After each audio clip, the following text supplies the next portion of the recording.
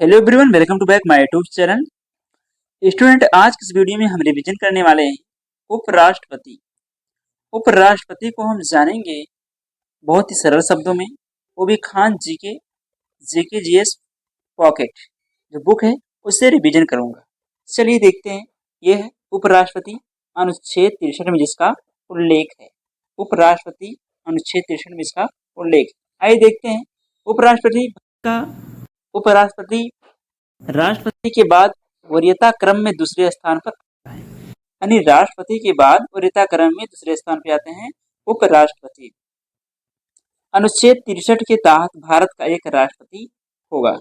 अनुच्छेद 64 के तहत उपराष्ट्रपति राज्यसभा का पदेन सभापति होगा और अन्य कोई लाभ का पद धारण नहीं करेगा।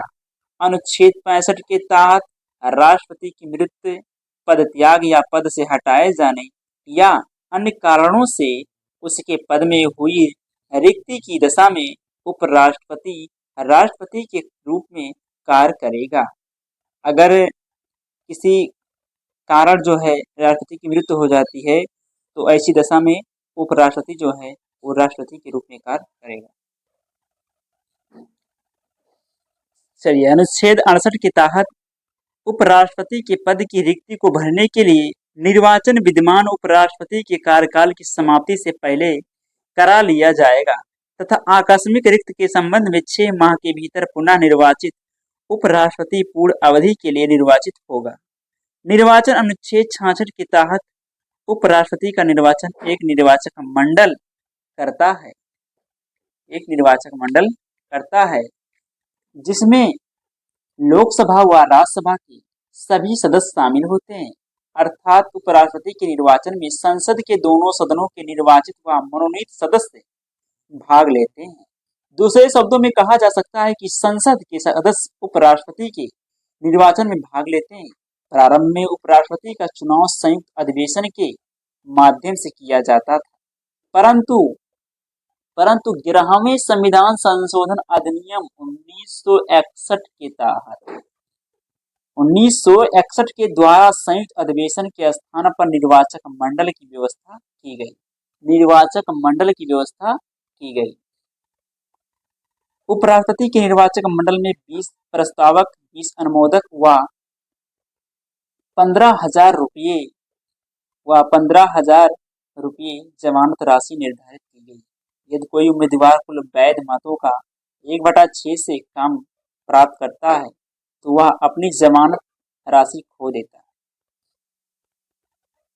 चुनाव की विधि। उपराष्ट्रपति का चुनाव अप्रत्यक्ष रूप से अनुपातिक प्रतिनिधित्व प्रणाली से एकल संक्रमणीय पद पद्धति द्वारा गुप्त मतदान द्वारा होता है। योग्यताएं। अनुच्छेद 66(3) के अनुसार भारत के उपराष्ट्रपति पद हेतु निम्नलिखित योग्यताएं होनी चाहिए। वह भारत का नागरिक हो, उसकी न्यूनतम जो आयु है वो 35 वर्ष की आयु पूर्ण कर चुका हो, वह किसी लाभ के पद पर कार्यरत ना हो। अनुच्छेद 66(4) वह राज्यसभा का सदस्य निर्वाचित होने की योग्यता रखता हो। कार्यकाल, पदावधि।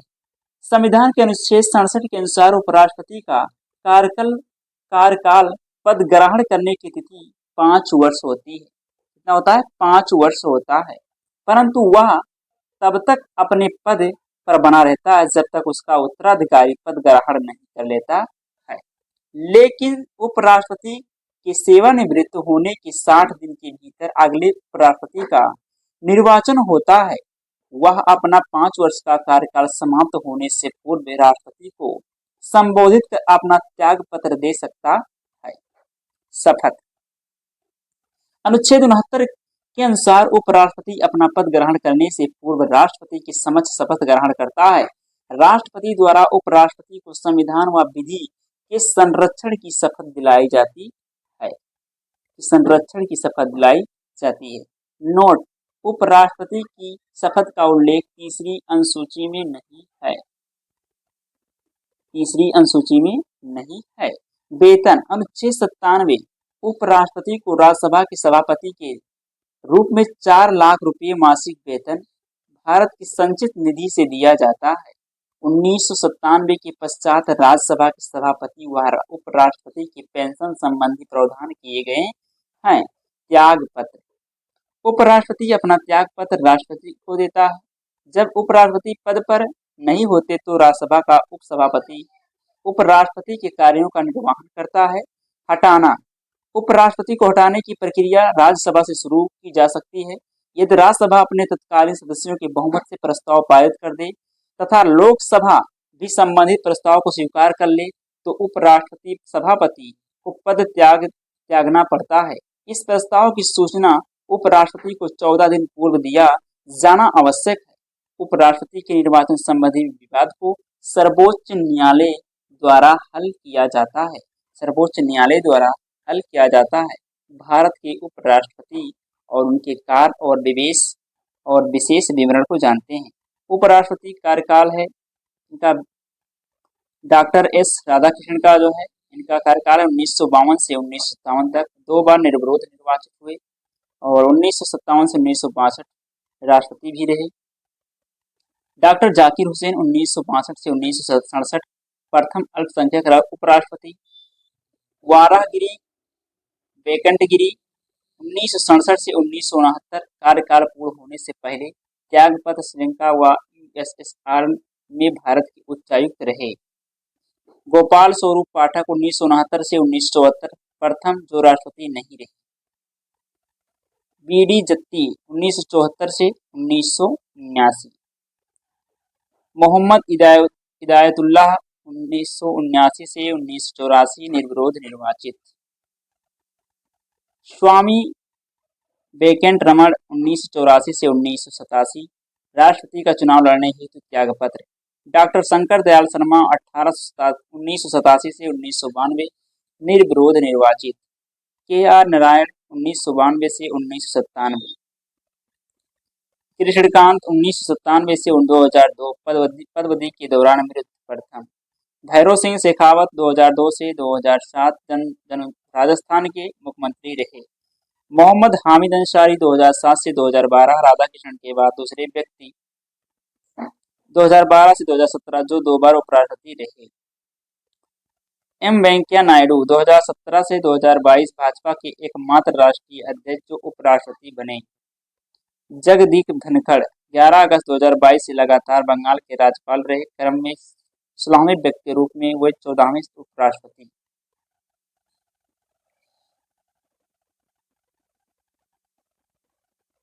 नोट। देश के 11वें क्रम के मुख्य न्यायाधीश एम हिदायतुल्लाह 20 जुलाई 1969 से 24 अगस्त 1969 तक कार्यवाहक राष्ट्रपति रहे और बाद में 1979 से 1984 तक उपराष्ट्रपति बने। भारत के भूतपूर्व उपराष्ट्रपति एम वेंकैया नायडू द्वारा विधायी निकायों में सुधार हेतु तथा विधायी नियमों को कारगर बनाने के लिए 15 सूत्रीय सुझाव दिया गया है, जिसमें विधेयकों के सामाजिक, आर्थिक, प्रशासनिक एवं पर्यावरणीय प्रभाव, संसदीय समितियों के कार्यकाल वृद्धि, महिला आरक्षण, संसद व विधानसभा की प्रतिवर्ष बैठकें निश्चित करने का प्रस्ताव सूत्र शामिल है। 16वें उपराष्ट्रपति के चुनाव में 788 सदस्यों का निर्वाचन मंडल था। तो ये था उपराष्ट्रपति का जो है उल्लेख और बहुत ही सरल शब्दों में। तो जैसा कि अगर आप सभी को इस समझ में आया हो तो प्लीज़ वीडियो को लाइक शेयर सब्सक्राइब कर हमें सपोर्ट जरूर करें। तो आज के लिए इतना ही, मिलते हैं नेक्स्ट वीडियो में, तब तक के लिए पढ़ते रहिए, मस्त रहिए। जय हिंद, जय भारत।